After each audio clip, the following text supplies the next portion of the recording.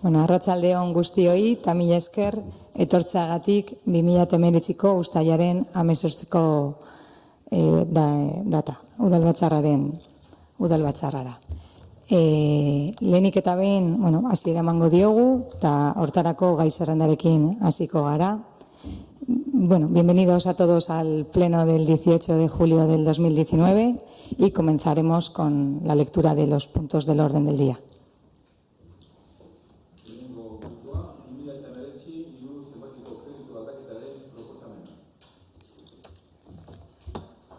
Puntu hau ogasun batzordetik dator, eta esan den bezala, kreditu aldaketa proposamena da. Hortarako 48.542 eurokoa izango litzateke. Eta, asalpenak emango ditugu, herritarrek jakiteko zertan dijoan guztioi. Alde batetik irisgarritasunaren planara jungo liratezke 13.432 euro, gero gastos varios traslado archivo 12.000 euro, hirigune programara 13.310 euro, bemendiko aportaziora 300 euro, autoizkundetako gastuak 1.500 euro, eta udal eta etxebizitz eraikinak 18.000 euro. Esan dugun bezala, osotasunean, 48.000 euro, 542 euro izango liratezke.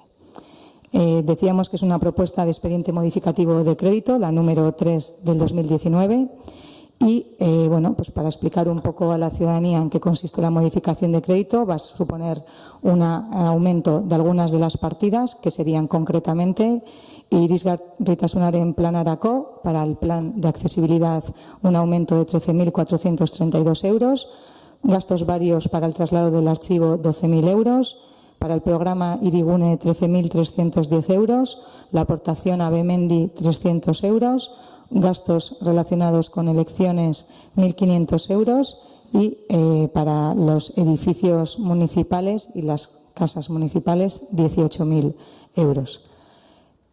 Ez dakit interbentzioaren aldagoen. Arratsaldeon, gure aldetik komentatu eta ogasuna batzordean horrein genuen ere, noski puntuaren alde bozkatuko dugu, ez diogu arazorik ikusten eta ados gaude planteatzen diren partia mugimenduekin. Bai esan ogasuna batzorderako guk enmendakin bat erregistratu genuela, enmendakin horren helburua zen expediente modifikatiboa edo kreditu aldaketa proposamen honen puntua aprobetxatuz olagain saneamendurako kreditu aldaketa bat egitea, edo zuzenagoa partida sortzea.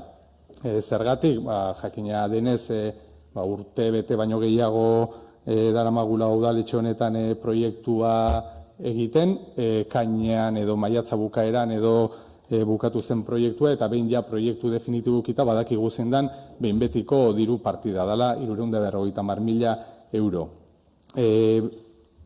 Uste dut edo horrela hitz egin izan dugu, adostasun zabala dago obra horren inguruan.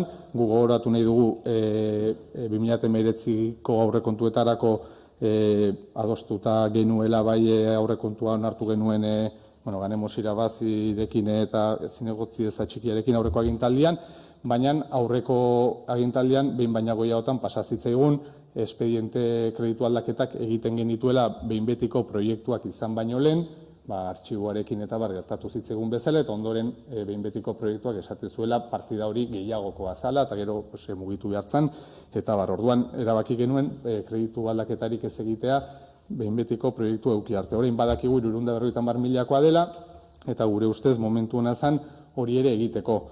Bai gobernu osatzen duten bi alderdien aldetikan atzera botazan gure emendakina, bertan esan zenez ogasun batzordean ez obraren kontra zaudetelako, baizik eta falta direlako tramite batzuk eta egiteko. Gure ustez partida sortzeko ez da beharrezkoa tramite horiek eginak egotea, partida sortzeko nahikoa da jakitea inportea zenbatekoa da eta ondoren borondate izatea, eta horregatik, pen ematen digu gehiago atzeratzea. Gure ustez orain partida sortuta eta pliegoen erredakzioan aurreratzen dugun guztia, etorkizunerako ona izango da.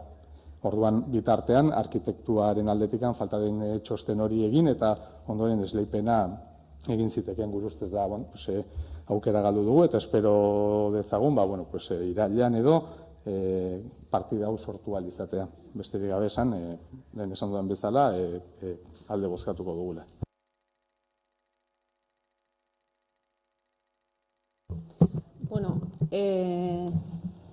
Batzordean komentatu genizuen bezalaxe, proiektu hau ez da azkeneko aurreko lege gintzaldian azkeneko aurrekontuetan onartutakoa, aurretik ere gurekin onartutakoa zan, baino etzen ioten inolako kasurik egin. Baina, hoi alde batera utzita, esan behar da, zu garbi esan dezun bezala, pasa izan zaigu proiektuetako diru partidak eta kredito modifikazioak egin, gero gutxiegi izan, da gero hori birmoldatu behar izatea eta guzti hori. Naiz eta hemen proiektuaren kopurua zehatza izan eta itxia, kakotxa tarten esango dut itxia, bai badagola tramite arazo bat, eta zuek ere hori badakizue eta batzordean ere aipatu nizuen. Gauza da, azpian dagoen, Santa Cruzeko plaza txorren azpian dagoen labaderoa, ruina deklaratu behar dela, eta hortan dabiltza bai arkitektoa eta bai taja. Eta orduan, ze tramite aurrea eraman edo ez erabakitzen ari dira, eta lehenbizi tramite hori eman behar da, gero proiektua onartuta ez dagoenez batzordetik pasa behar du onartzeko, eta kredito modifikazioa egin behar da, eta bitartean pleguekinta hasi gaitezke. Guretzat, lehentasunezkoa proiektua da. Zuek dakizuen bezalaxe, eta behin baino gehiotan aldarrikatu dugun bezalaxe. Eta orain, aldugun enean, martxan jarriko dugu.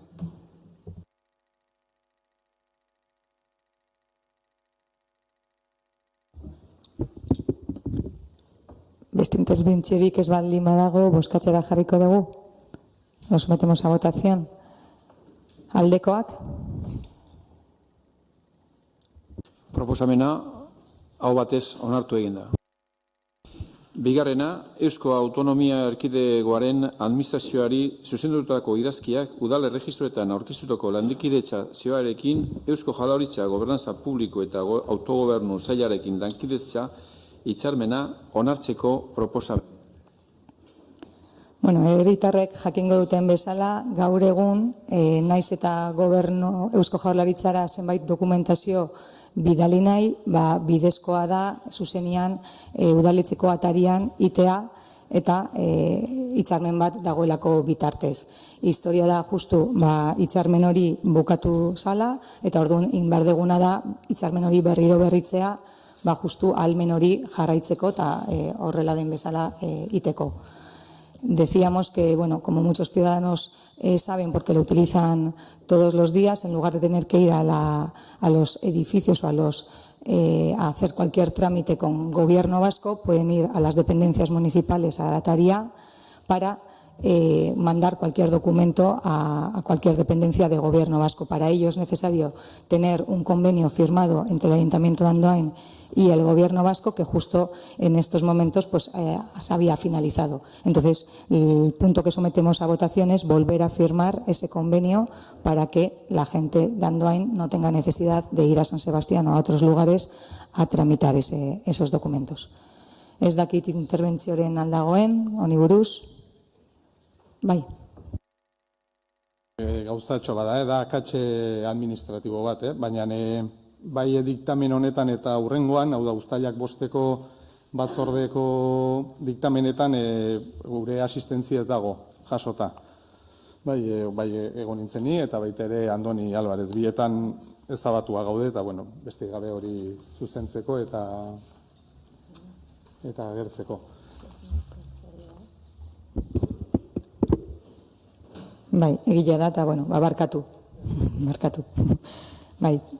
Eta hurrengo puntuan baita, nik uste izan dela justu mugitu dutelako bildutakoa eta existenteak eta guzti hori, eta horrexegatik langileriako justu diktamen guztietan, irizpen guztietan, hori gertatu da, eta aldez aurretik barkamena. Bozkatzera jarriko dugu gaia orduan.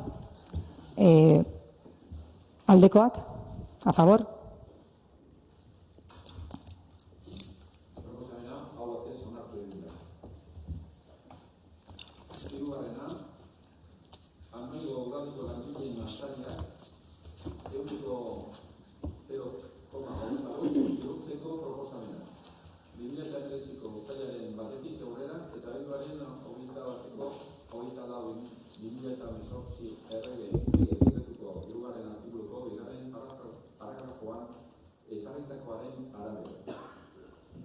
Bai, honekin esatea, herritarrek gogoratuko duten bezala, 2019ko urtarrilaren 30ean, ja osoko udal batzarrean akordio batera iritsi ginen, eta udaleko langileei 2,25% igoera inzitzaien, eta zain geunden 2018ko presio aldagebekiko barneko izdin gordinara, eta horren arabera hori 2,5% era iristen balitz, edo bera, orduan beste igoera portzentai bait genezakeen izango zana 0,25%. Orduan nola hori bete dan, justu uztailetik lehenengo egunetik aurrera, igoera hori indezakegu. Como recordarán los de la ciudadanía, el 31 de enero del 2019 ya se aprobó en un pleno la subida a los trabajadores del ayuntamiento de un 2,25% de sus retribuciones.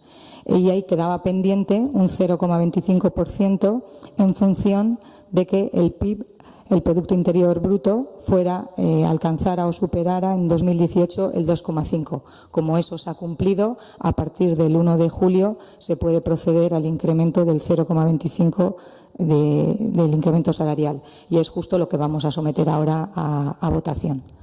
Ez dakit interbentzioren dagoen edo bozkatzera jarriko dugu gaia. Aldekoak?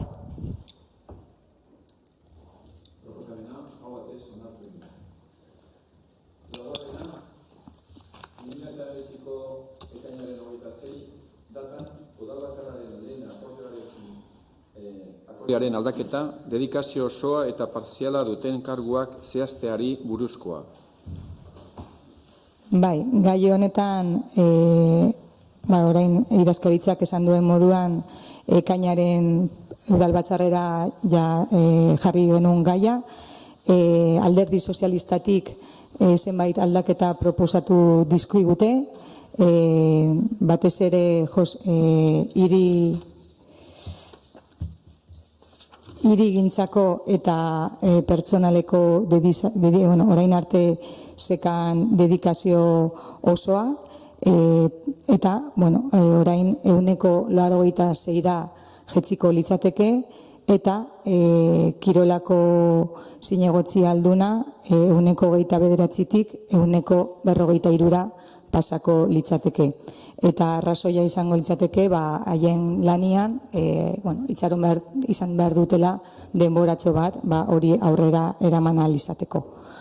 Comentábamos que ya en el pleno de junio se trajeron las dedicaciones de las distintas personas o departamentos, las presidencias, y correspondía en el pleno que se aprobó en junio al presidente de urbanismo, medio ambiente y zona rural, y también de personal, una dedicación exclusiva que ahora va a bajar al 86%, y el 29% que tenía lo que era el presidente de deportes, pues ahora pasará al 43%.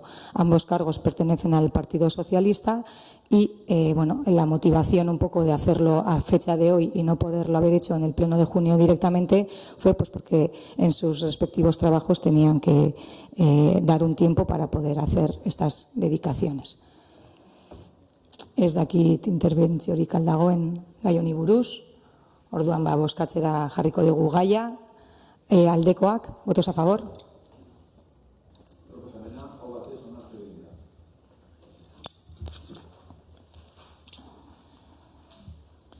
Eta gero berez,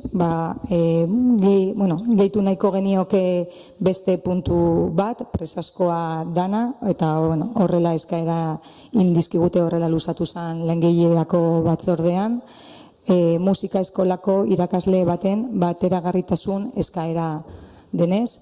Orduan, lehenik eta behin, ondo iruditzen bazaizue eta presazkoa dela iruditzen bazaizue, gai ordenean sartzea bozkatuko genuke. Habría un quinto punto que no figura en el orden del día, que es un tema urgente que se trasladó así en la comisión de personal, por la cual hay una solicitud de compatibilidad de una profesora de la Escuela Municipal de Música. Entonces, vamos a someter primero a votación, si les parece, para que se introduzca dentro del orden del día y luego a continuación ya procederíamos a tratar el punto. Orduan, ez dakit interbentzio horien edo galderaren bat aldagoen. Orduan, lehenik eta behin sartzeko proposamena, aldekoak.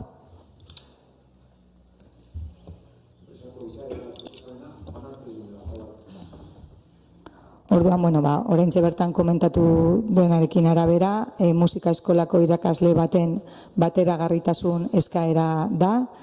Orain arte bakarrik Andoaingo musika eskolan irakasle gisa betetzen zituen lehen jardunaren guztia, eta orain nahi badu baita bere kontu biolineko irakasle gisa beteko duenaren arteko bateragarritasuna aitortzeko eskaera egiten diguna. Decía que hasta ahora tenemos una profesora de música que solo daba clases en la escuela de música y ahora propone o pide que también pueda tener la compatibilidad para poder dar clases de violín por cuenta propia. Gai hau bai kulturako batzordetik eta gero langileriako batzordetik pasa da. Este tema ha pasado tanto por la Comisión de Cultura como por la Comisión de Personal. Ez dakit interbentzioren bat dagoen. Orduan bozkatzera jarriko genuke, procederíamos a votar, aldekoak.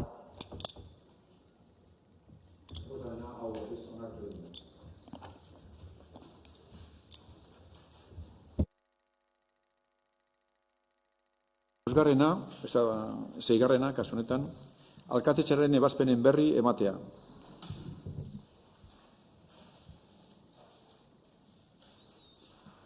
Zazpigarrena, zinegotzi aldunen ebazpenen berri ematea.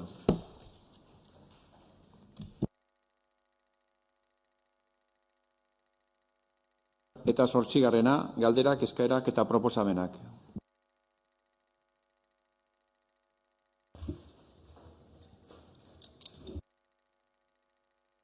Ni bi kontutxo, bada, hausnarketa moduan, eta bestea bai da galdera.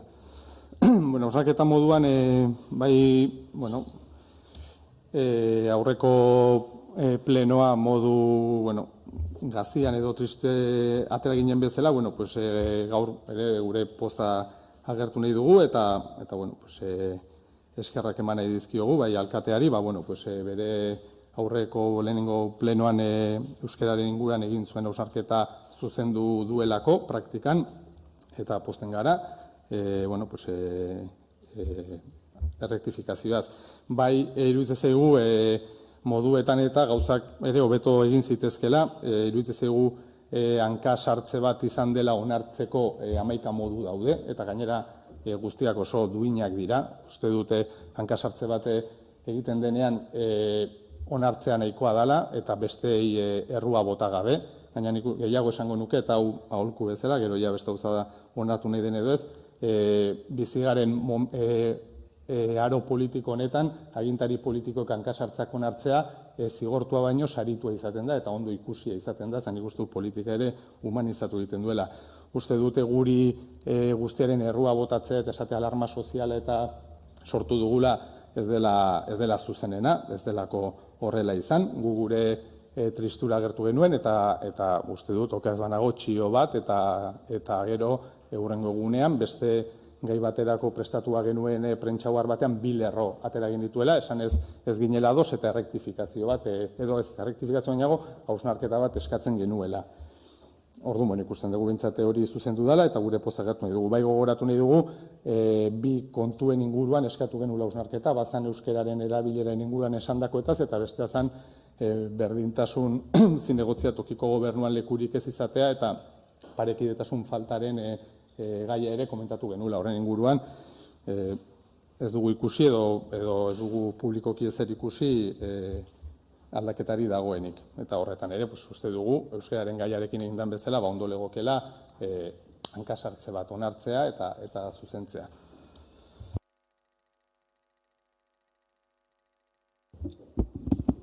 Barkatu hori da galdera edo... Bale. Bai. Eta bestea galdera, derrigorrezkoa pentsatze dut ere, espero dezutela, jakiniko genuke Andoin APP-arekin zer gertatzen den edo zer gertatu den, azken asteetan, bai ikusi dugu sare sozialetan, galdera batzuk egin direla ez omen da erantzuten, edo nik ez dugu konstantzarik, ez dudalako ezer bidali, baina bai komentario batzuk egin direla, eta gero Andoingo udaleko Twitter ofizialetik ikusi genuen txio harrigarri bat, edo zerbitzuetako zinegotzialdunak esan ez zuela sarbiderik Andoin APP-ari, laburpena egin ziteken, Andoingo udalak ez du sarbiderik Andoingo udaleko tresnetan, esan nahi dut nahiko deigarri egin zitzegun, eta orduan, jakiniko genuke horren inguruan zerbait esateko daukazuen. Eta bigarrena, honi lotuta, gogoratu nahi dugu, edo, bintzate publikoak egin ez badugu ere, uztailaren 2an erregistratu genuen idatzi bat Andoin APP-ko eskaerak edo dauden iradokizunak ere oposizioari jakinarazteko, iruditzen zegulako azkenean udalarekin komunikatzeko bide ofizial batean bilakatuta dela, eta sarrera dugun bezala uste dugu ere APP-aren inguruan jakiteko eskubide hori ere luzatu behar dela. Ni lehenbiziko galderari erantzungo dizut. Bai egia da ez dela erantzun, baina hala izan da. Sarbiderik ez dugu izan atzo arte. Atzo izan gendun APP-ra sartzeko aukera, lortu gendun, eta bai ikusi dugu zerrenda oso handia dagoela, eta konpromezua hartu dugu banan-banan erantzuten joatekoa. Bai legealdi hontakoak eta bai aurretik garrantzitsuak erantzun gabe ikusi ditugunak eta garrantzitsuak iruditzen zaizkigunak ere erantzuteko konpromezua hartu dugu. Baina arazoa hoxe izan da. Hasi dugu legealdia, San Juanak etorri dira zuzenean, eta gero ez dugu aukerik izan, informatikoa oporretara joan da bere oporretaz disfrutatzera duen eskubide guztiarekin, eta hura bultatu den arte ez dugu sarrerarik eduki.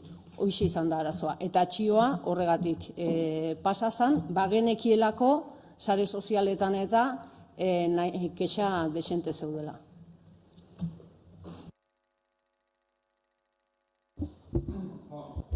Ulertu gezute guretzaniko harrigarria dela, esate uztailaren 17 arte, udal gobernua bat zeukan APP-erako sarrera lehenengo egunetik. Esan nahi dut, nik ulertuta udal gobernu bakarra dagoela funtzionatzen. Bai, baina naiz eta udal gobernuko alderdi sozialistak sarrera izan, guk ez gendun sarrera, EAJ bezala. Eta zuek ondo dakizuen bezala, APP horretan sartzen diren kexa edo iradokizun gehienak zerbitzutako batzordearekin zerrikusia dute. Orduan, guri kexak pasatzen zizkiguten, gu teknikoei trasladatzen saiatu gara, baina erantzuteko aukerik eta ez dugu izan. Orain badugu, eta banan-banan, esan dudan bezala, erantzun egingo ditugu.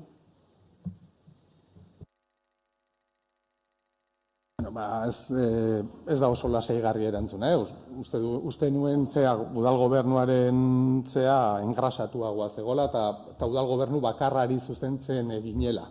Orain, bueno, PSeren aldea eta PNVren aldea, hori ere, ez dakit, ohituko gara edo krokis bat ere izango dugu. Ez da ohitzea, Jon, barkatu moztea, ez da ohitzea. Herritarren dira ez da kontu txiki bat, esan nahi dut, herritar bat udalera zuzentzen denean, zuzentzen da udalera. Esan nahi dute hor gero zuen arteko komunikazio falta bat, uste dudala zuen arteko defizit bat, ez da herritarrek pairatu beharreko zerbait. Ez da komunikazio falta, da lankarga, berari ez dagokien lankarga, ez dutela asumitu behar, hoxe da. Eta benetan posten hau, hainbeste kezkatzea zuei, andoaingo APP-a. Ze kexa desente topatu ditugu, oraindik erantzun gabe.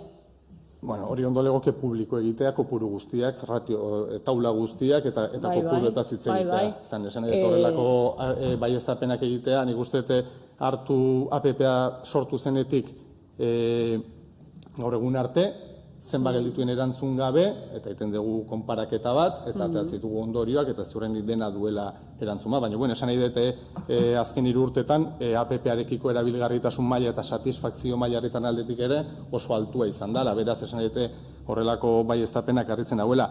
Baina, argidura, noski harritzen hauela, esaten izate uztain 17 arte, eta ez degia, Andoaingo udal gobernuak lehenengo egunetik duelako sarbidea APP-erako. Izan ere, San Juanetarako bidaltzen direlako ohar batzuk APP-tik. Esan nahi dut, horren eman dezuna azalpena ulergarriagoa da. Udal gobernuaren parte berdeak ez dauka sarrerarik. Hori beste gauza, baina udal gobernuak lehen egunetik dauka sarbidea udaleko tresna batetara. Horrela izan behar duelako.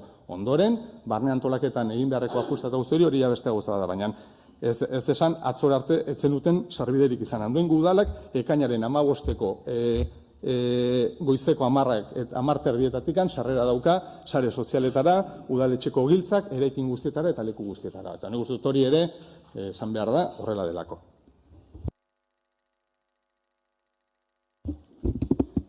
Nik uste Mari Jokondo antzaldu dula, ez dagoela inongo komunikazio falta, baizik eta kasu honetan EAJak basekan sartzeko eta ikusteko historioak, eta haiek komentatu duten bezala, gertatu dana da, gure aldetik asumitu ditugula gure sailak.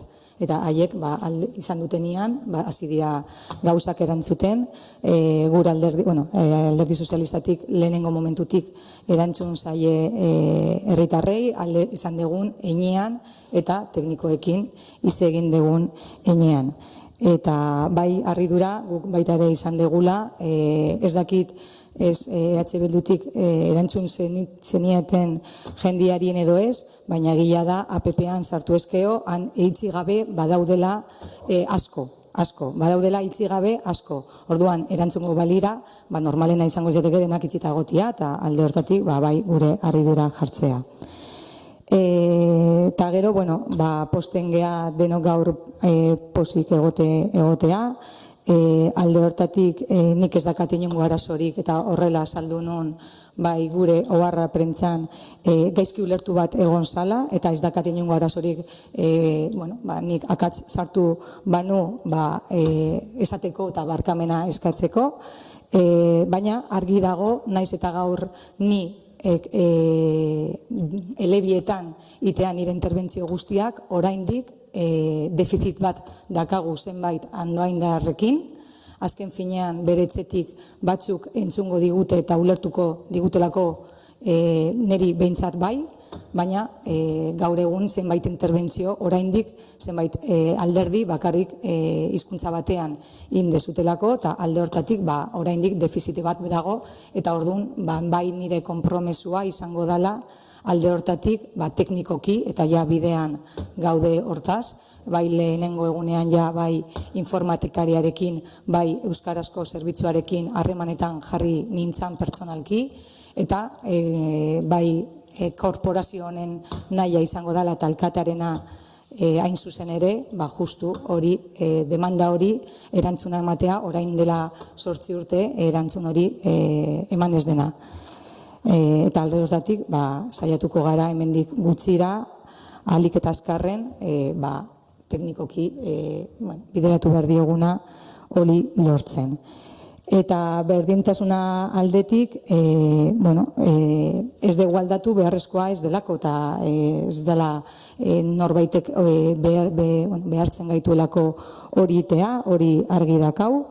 Eta alde hortatik, baita ere, posten gaitu EH Bilduko kexak izatea eta zuen kezka jakitea, baina gogoratu behar dugu alderdi bakoitzetik emakume bat dagoela bozeramaile bezala zuena izan ezik, eta zuen kideen artean baita, zuek justu zaudete zauritelako gizon gehiago emakumeak. Baina, orduan, alde hortatik bakoitzak begia begira dezala, eta gero ja, az gaitezen besteak ikusten.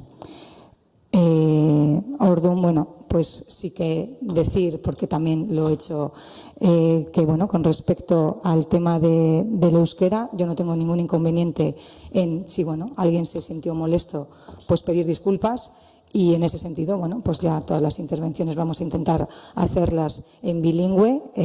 Habrá momentos en los que a lo mejor sea algo más difícil y a lo mejor utilizaré más un idioma que el otro, pero intentaré en todo lo que esté en mi mano en hacerlas en bilingüe. Y sobre todo a mí me preocupa personalmente que a pesar de que yo como alcaldesa intervenga en bilingüe, pues todavía seguimos encontrando que hay un déficit hacia la ciudadanía de Andoain, porque hay otras personas que intervienen en un solo idioma, con lo cual no toda la ciudadanía de Andoain todavía puede entenderlo. Con lo cual vamos a seguir trabajando, y ese es mi compromiso, que desde el primer día ya lo estamos haciendo, porque me reuní tanto con el informático como con el departamento de euskera para ver las posibilidades técnicas que tenemos y que podemos optar a ellas para que cuanto antes técnicamente a la ciudadanía y desde sus casas, bien por video streaming, puedan seguir el idioma que cada uno elija a la hora de expresarse. Y con respecto al tema de igualdad, pues es verdad que la Junta de Gobierno local va a estar compuesta y no va a estar la persona que lleva la presidencia de igualdad, pero tampoco hay ninguna ley que obligue a ello, ni mucho menos. Y nos parece curioso, o por lo menos llamativo, que la preocupación de EH Bildu, cuando EH Bildu ha sido también el único partido en Andoain que no ha presentado a una mujer de candidata para las elecciones, y que el portavoz tampoco tiene una persona que sea mujer. Y también sus representantes pues tampoco tienen la paridad. Entonces, en ese sentido creo que también es importante que cada uno vea primero los medios que tiene y las cosas que tiene antes de criticar otras cosas. Interventzio. Pleno laburra junda, eta, euskararen gaiarekin, uste dut eztabaida nahiko oinarrizkoa dela, eta ez da igual eguna, baina hau ez da eztabaida praktiko bat. Hasteko baieztapen bat egingo dizut. Andoaindarren 100% ez du gaztelera ulertzen. Ez du gaztelera ulertzen. Orduan, euskararen gaia, hau da, dago batzorde, udaletxe honetan dago batzorde bat, izena duna ENBA, euskararen normalizaziorako batzorde bat. Zergatikan. Euskara ez dagolako aukera berdintasun batean. Orduan, ezin dugu euskararen inguruko hausnarketak egin, ez baldin badugu onartzen diglosia badagola, dagola desoreka bat, dagola... Esan edo, zenbat lan daukagun egiteko oraindik ere euskararen inguruan ulertzeko zergatik hain da importantea ordezkari politikoak plaza publikoan euskaraz egitea. Eta hori, uste dut, eta hori ulertzen ez dugun bitartean, ez ditugu gauza asko ulertuko. Eta orduan, uste dut, ENBA, hasi zanean bere garaian, pentsatu duten hausnarketak egiten hasiko zala, eta konturatzen naiz, oraindikan lan asko dugula, pedagogikoa, ideologikoa, deitu nahi den bezala, esplikatzeko zein den euskararen egoera momentu honetan, eta zer lan egin behar den hori normalizatzeko, hasita erakundetatik. Beraz ez da eztabaida praktiko bat. Hori batetik. Eta bestetik, berdintasunaren gaiarekin oso ondo dago, egin direne puntualizazioak, egia da gure zerrendez dela parekidea, guk kremaieraren sistema hori erabiltzen dugulako, baina ia, gertu egon gera parekide izateaz, eta uste dut etorkizunean ere saiatuko garela 8. hori, edo zergatik ez, 9. eskuratzen. Baina gure agintetik, guatzen ez, 8 urtetan Ana Carrera izan dalako alkatea, emakumea eta militante feminista, gure agintetikan sortu da berdintasun batzordea, guk zuen borondataren kontra lortu dugu berdintasun batzorde hori indartzea administraria jarriaz, zuen iritziaren kontra, esan nahi dut hor badukagula rekorrido bat, eta inolaz ez dut azalpenik emango. Bakarrik esan gure bozeramaletzarekin, ez naizela ni bozeramale bakarra, eta agintaldian zehar ikusiko duzu zenolako versatilitatea daukagun, eta zenolako kolori ugari ditugun gure bozeramaletzan, bai batzorretan, eta baita ere pleno honetan. Horregatik eskatu uste dut Estimugiak ere hitzartu zuela, beraz uste dut hori sobran dagola. Ez da legezkoa, derrigorrezkoa, baina berdintasunarekin, uste berdintasunari eta zerbitik hasi balin badugu feminismoaz ere da euskararekin zer ikusia handia duela. Hau da, emakumeren egoera gizonarekiko eta euskararen egoera gaztelaniarekiko. Eta horregatik egin behar dira halako apostuak. Hau da, ez da derrigorrezkoa ez, baina keinu bada eta ona litzateke.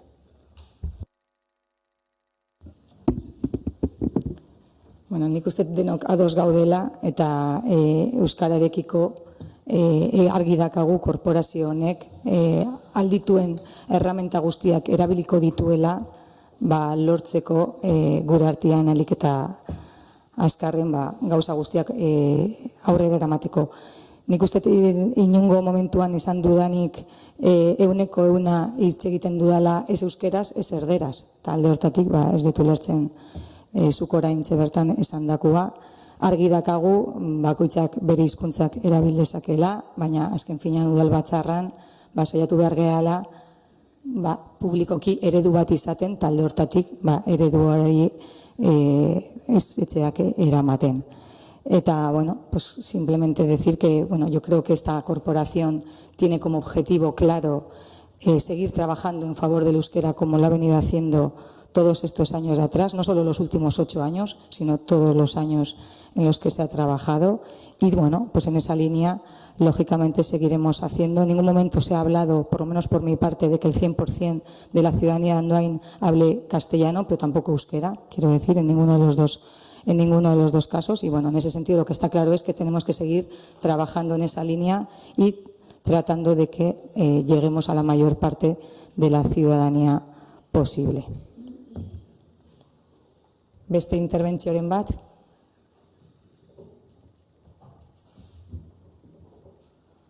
Bueno, orduan bukatutzat emango genuke gaurko udalbatzarra. Ez dakit publikoan dagoen jendeak hitza hartu nahi duen. Si alguien del público quiere tomar la palabra.